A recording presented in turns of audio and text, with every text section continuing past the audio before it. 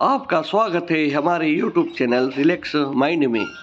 जय श्री कृष्णा मित्रों, श्रीमद् भागवत गीता जी पढ़ ली, उसका जीवन धन्य हो गया। आज हम आपको बताएंगे भागवत गीता जी की महत्वपूर्ण बातें। मित्रों, भगवत गीता के यह 15 उपदेश आपको अपनी जिंदगी में हर जगह पर बहुत काम देंगे। जिंदगी की हर मुश्किल में आपको राह दिखाएंगे। यह दिव्य उपदेश, यह बातें जानना और समझना आपके लिए बहुत जरूरी है। इसलिए इन 15 उपदेशों को आप अंत तक जरूर सुने। श्रीमद् भगवत गीता का पहला उपदेश यह है कि इस संसार में कोई भी अपना नहीं है। यह संसार एक माया है, क्योंकि यह बदलता रहता है। इसलिए इसके साथ कभी मोह नहीं करना चाहिए। जो हमारे पास है वह हमारे पास ही रहने वाला है। यही तो मोह है। इस संसार में किसी चीज को डोट पकड़ने की कोशिश ना करो और ना उसे अपने पास हमेशा रखने के सपने देखो, क्योंकि माया को पकड़ना असंभव है।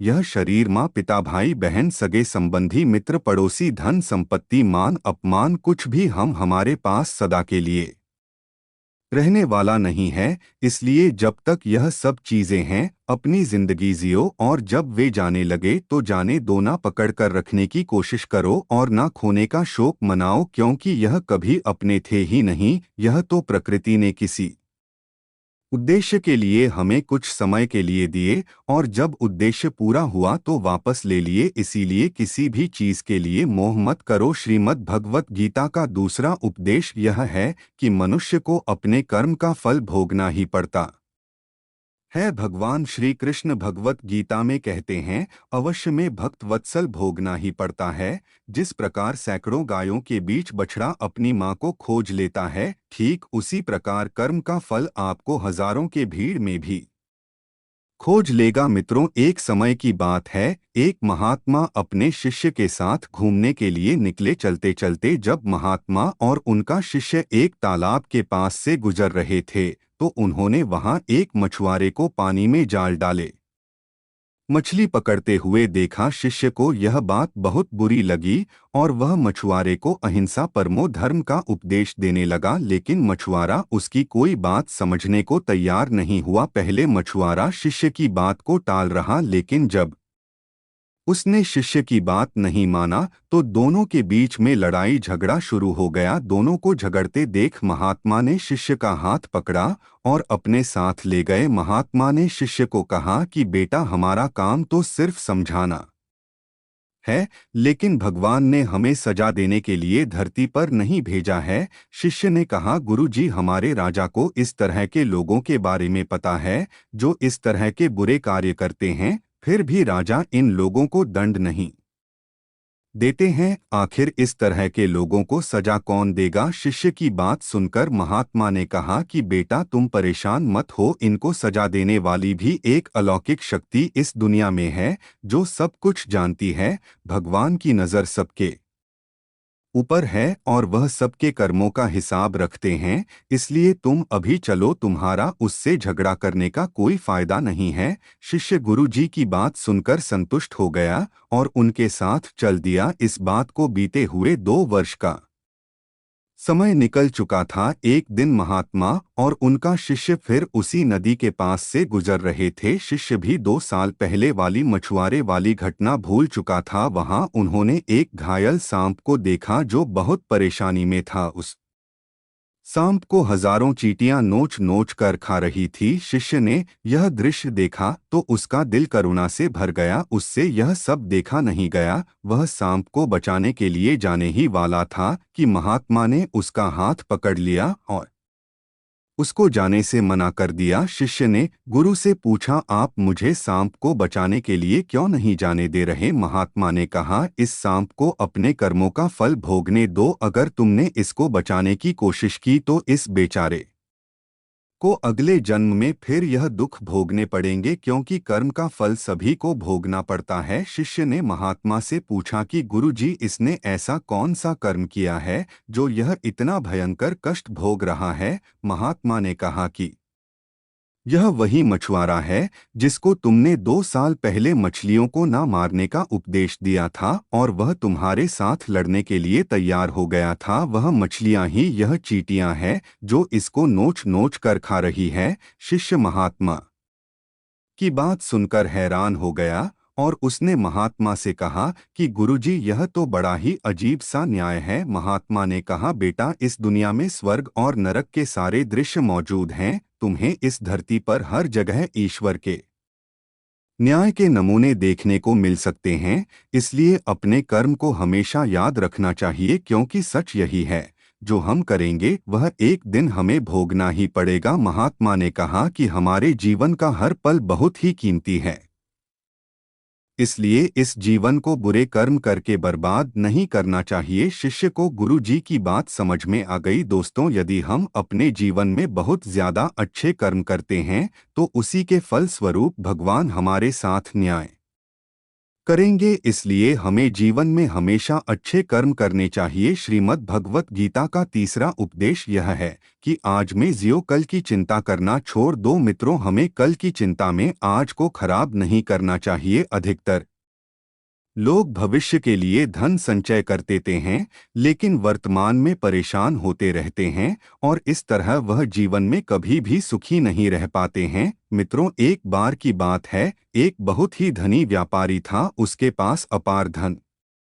संपत्ति थी। एक दिन उसने अपनी पूरी संपत्ति का मूल्य निकाला तो उसे मालूम हुआ कि उसके पास इतना धन है जिससे उसकी 7 पीढ़ियां आराम से जी सकती है। व्यापारी ने सोचा कि मेरी सिर्फ 7 पीढ़ियां ही सुखी रहेंगी, 5 पीढ़ी का क्या होगा, उन्हें सुख कैसे मिलेगा। ऐसा सोचकर वह एक संत के पास गया। संत से व्यापारी ने कहा कि महाराज, कृपया मेरी चिंता का निवारण करें। मेरे पास सिर्फ 7 पीढ़ियों के लिए ही धन है, मेरी 8वीं पीढ़ी भी सुखी जीवन जी सके, इसके लिए कोई उपाय बताएं। संत ने कहा कि गांव में एक वृद्ध महिला है, उसके घर में कमाने वाला कोई नहीं है, बड़ी मुश्किल से उसे रोज का खाना मिल पाता है। तुम एक काम करो, उस महिला को डोट आधा किलो आटा दे दो। इस छोटे से दान से तुम्हारी समस्या हल हो जाएगी। व्यापारी अपने घर गया और वहां से एक बोरी आटा लेकर महिला के घर पहुंचा। उसने वृद्ध महिला से कहा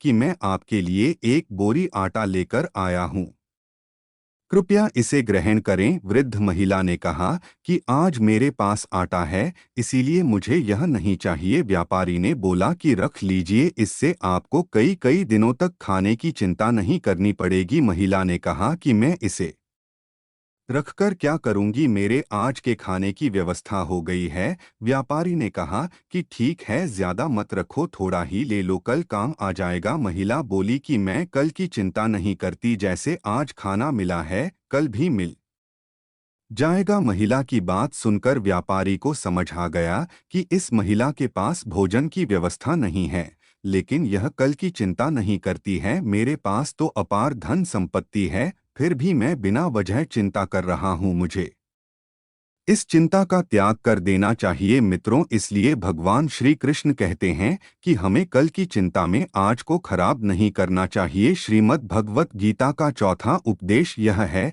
कि जो होता है अच्छे के लिए होता है, जो हो रहा है वह भी अच्छे के लिए हो रहा है, और जो आने वाले भविष्य में होगा वह भी अच्छे के लिए यही होगा। मित्रों, ऊपर वाले के फैसले पर कभी नाराज नहीं होना चाहिए, क्योंकि ऊपर वाला वह नहीं करता जो आपको अच्छा लगता है, ऊपर वाला वह करता है जो आपके लिए अच्छा होता है। मित्रों, एक बार की बात है, एक राजा तलवारबाजी कर रहा था तो अचानक से उसके अंगुली में कट लग गया। पास खड़े मंत्री अचानक बोल उठे, राजा साहब चिंता ना करें, जो होता है अच्छे के लिए होता है। यह सुनते ही राजा को गुस्सा आ गया और राजा ने उस मंत्री को कारागृह में बंद करने का आदेश दे दिया और सैनिकों से कहा कि इसको फांसी पर चढ़ा दिया जाए। यह सुनकर मंत्री घबरा गया। उसने राजा से निवेदन किया कि महाराज, मैंने आपके यहाँ इतने वर्षों तक काम किया है, क्या आप मेरी अंतिम इच्छा पूरी नहीं करेंगे। राजा बोला, ठीक है, बताओ क्या है तुम्हारी अंतिम इच्छा। मंत्री बोला, कृपया मुझे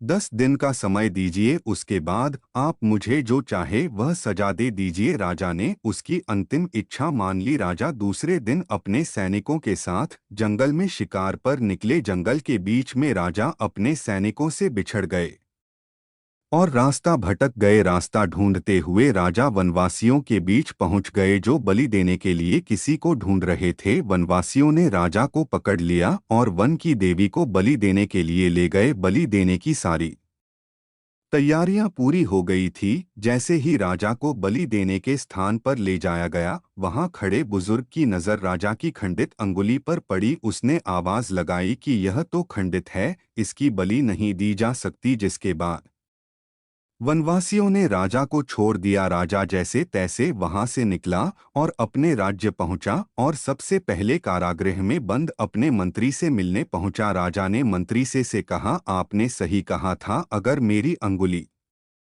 नहीं कटी होती तो मैं आज जिंदा नहीं होता। यानी जो होता है वह अच्छे के लिए होता है। राजा ने फिर पूछा, मेरा तो फायदा हुआ, लेकिन आपका कैसे फायदा हुआ? मैंने तो आपको सजा दी। मंत्री बोला, मैं आपके साथ शिकार पर हमेशा रहता हूँ, लेकिन मेरे जेल में बंद होने के कारण मैं आपके साथ नहीं था। नहीं तो आपकी जगह मेरी बलि दे दी जाती। इसलिए मेरे साथ भी जो हुआ अच्छा हुआ। राजा प्रसन्न हुआ, लेकिन छोटी सी बात पर मंत्री को सजा देने का दुख भी हुआ। इसलिए राजा ने मंत्री को कारागृह से निकालकर फिर से अपने साथ रख लिया। दोस्तों, हमारे जीवन में भी बहुत से उतार चढ़ाव आते रहते हैं। कभी कभी कुछ चीजें मन मुताबिक नहीं होती है। इस कारण से कभी निराश नहीं होना चाहिए। हमेशा याद रखें, जो होता है अच्छे के लिए होता है। श्रीमद् भगवत गीता का 5वां उपदेश यह है कि चाहे किसी की मदद करो या ना करो, परंतु जानबूझकर कभी किसी का दिल नहीं दुखाना चाहिए।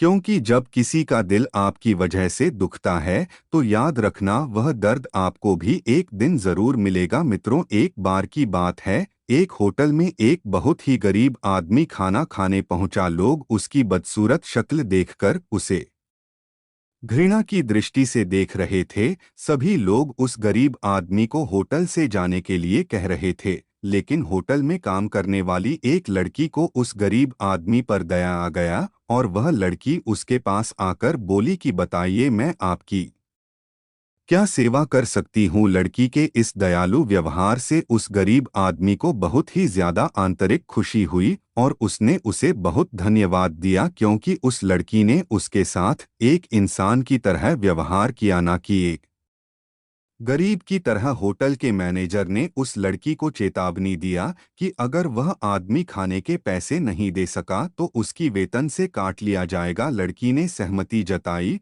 और उस गरीब व्यक्ति से कहा कि आपको जो मर्जी है खा लो, क्योंकि आज मुफ्त में खाने मिल रहे हैं। गरीब आदमी ने खाना खाने के बाद उस लड़की को धन्यवाद दिया और खुशी खुशी वहां से चला गया। उसके बाद वह लड़की टेबल साफ करने के लिए आए तो उसने गरीब व्यक्ति द्वारा छोड़ा गया एक संदेश देखा जिसमें लिखा था, आपका व्यवहार बहुत ही सुंदर है। मैं इस होटल का मालिक हूं, लेकिन मैंने यह देखने के लिए खुद को एक गरीब के रूप में पेश किया कि हमारे कर्मचारी गरीब ग्राहकों के साथ किस प्रकार पेश आते हैं। आपको यह बताते हुए मुझे बहुत खुशी हो रही है कि आप इस होटल के नए प्रबंधक होंगे। आपको इस नए पद के लिए बहुत बहुत बधाई। मित्रों, इसलिए भगवान श्री कृष्ण कहते हैं कि किसी की मदद करो या मत करो, लेकिन जानबूझकर कभी किसी का दिल नहीं दुखाना चाहिए। श्रीमद् भगवत गीता का 6वां उद्देश्य यह है कि मृत्यु से कभी भय नहीं करना चाहिए। जन्म मरण हमारे हाथ में है ही नहीं तो फिर इसका भय क्या करना। भगवान श्री कृष्ण कहते हैं, मृत्यु एक अटल सत्य है जिसे कभी बदला नहीं जा सकता है। इस संसार का जब से निर्माण हुआ है तब से जन्म मृत्यु का चक्र चलता आ रहा है। जिस प्रकार मनुष्य अपने पुराने वस्त्रों को त्याग कर नए वस्त्र धारण करता है, ठीक उसी प्रकार आत्मा पुराने व्यर्थ शरीर को त्याग कर नए शरीर को धारण करती है। यह प्रकृति का नियम है। इस सत्य को स्वीकार करके भयमुक्त होकर आज में जीना चाहिए। ज्ञानी व्यक्ति ना तो मरने वाले का शोक करते हैं और ना ही उनका शोक करते हैं जो अभी जिंदा है, क्योंकि वह जानते हैं जो मर गया वह फिर से जन्म लेगा और जो जिंदा है वह एक दिन जरूर मरेगा।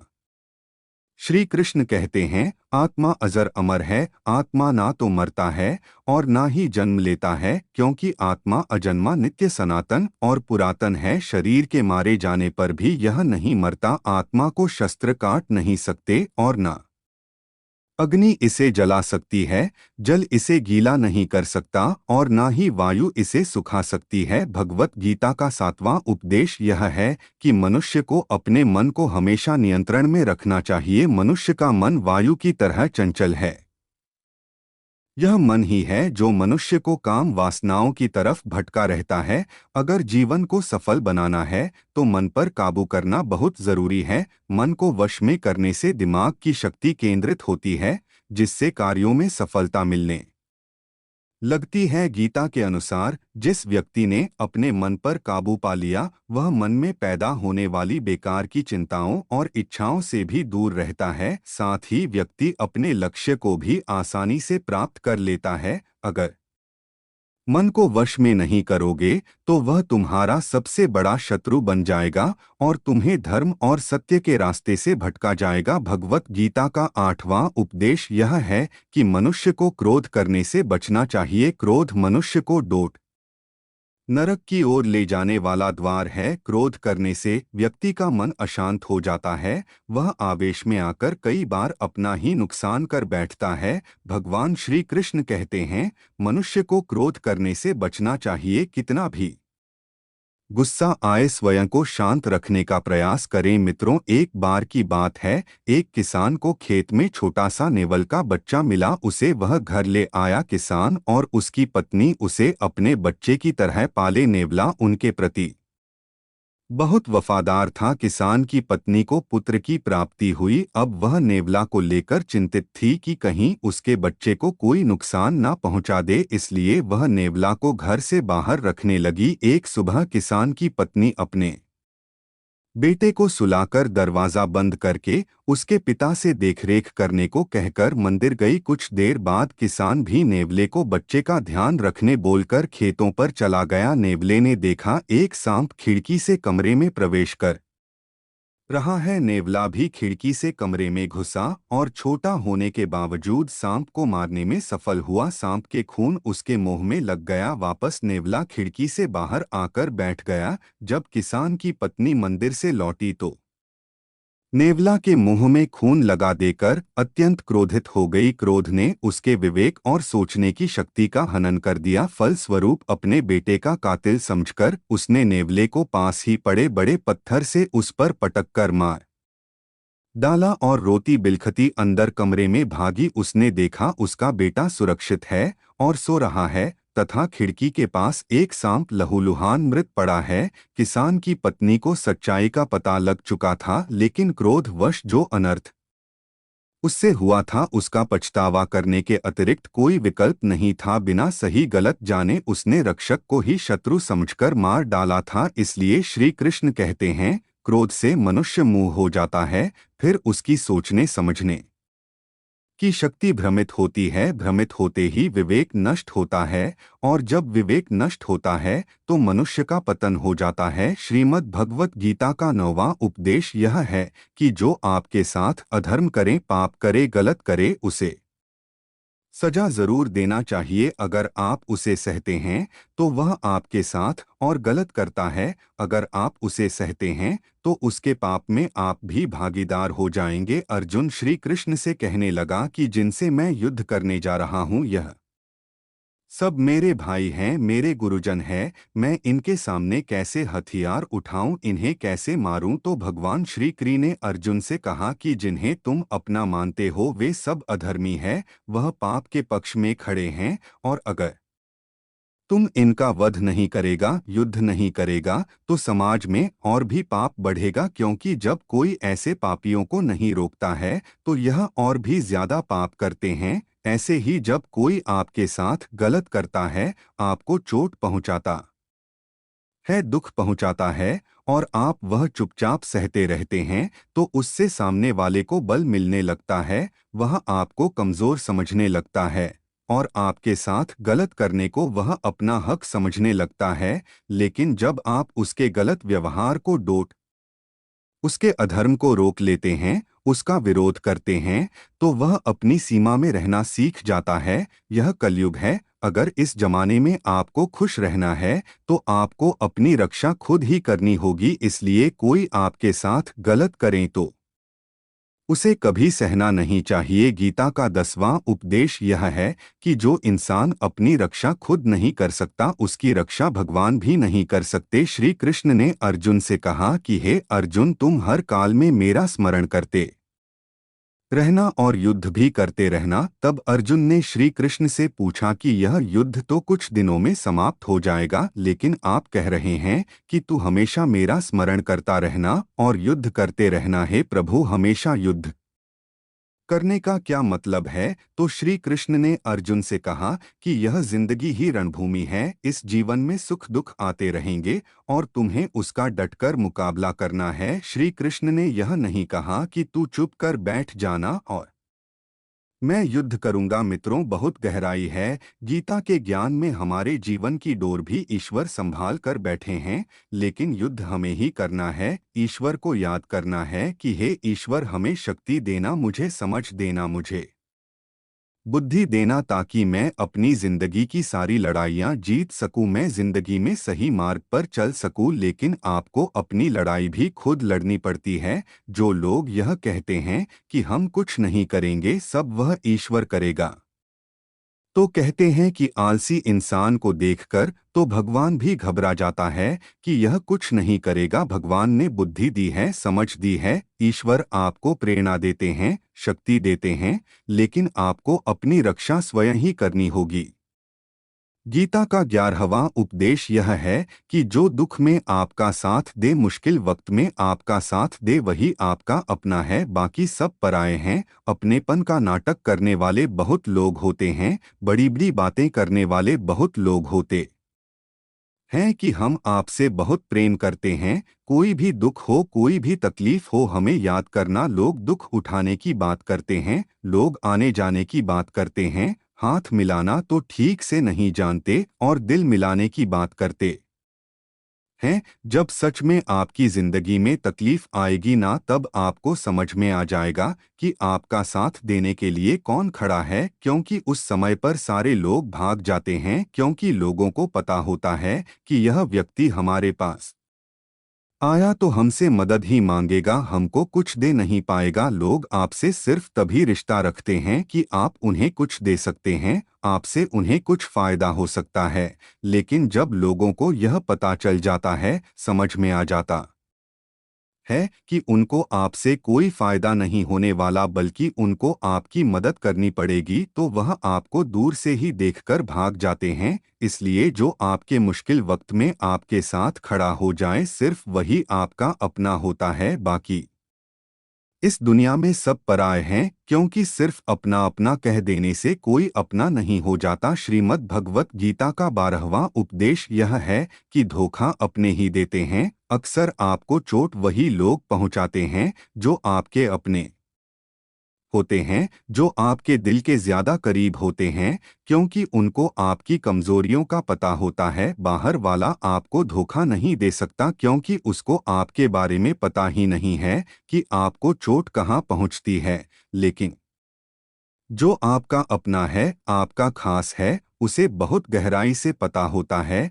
कि इसकी कमजोरी क्या है, क्या ऐसा करें जिससे इसको दर्द पहुंच सकता है, जिससे इसको हम नीचा दिखा सकते हैं, इसको चोट पहुंचा सकते हैं। यह कलयुग है।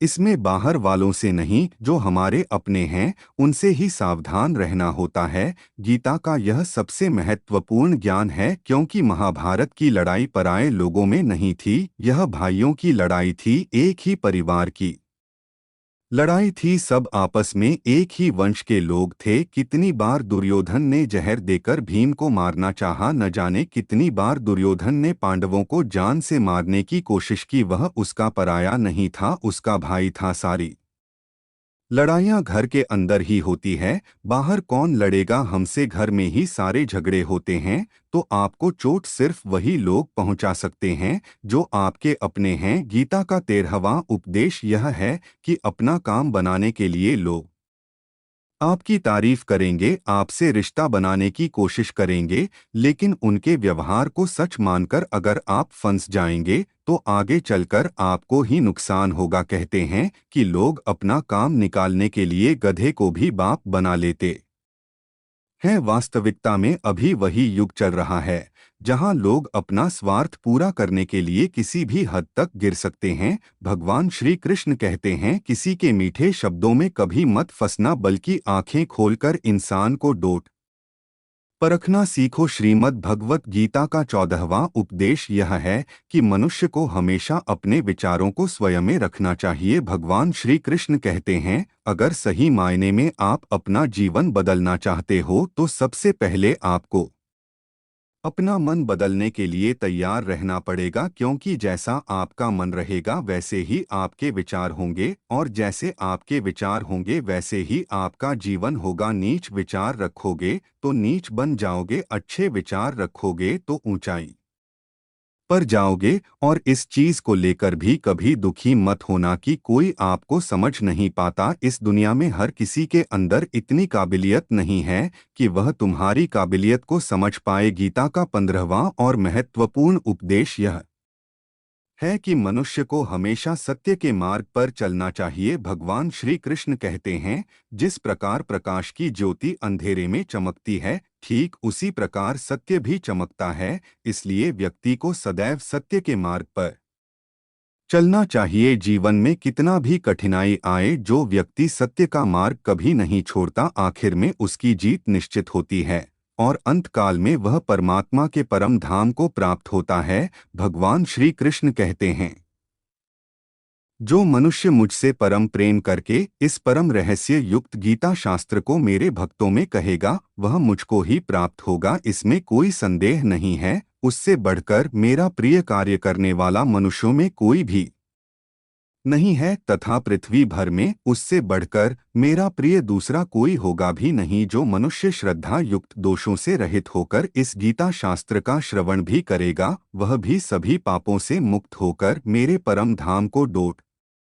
प्राप्त होगा। आपको यह वीडियो अच्छा लगा हो तो चैनल को सब्सक्राइब करें और कमेंट में जय श्री कृष्णा लिखना ना भूलें। धन्यवाद।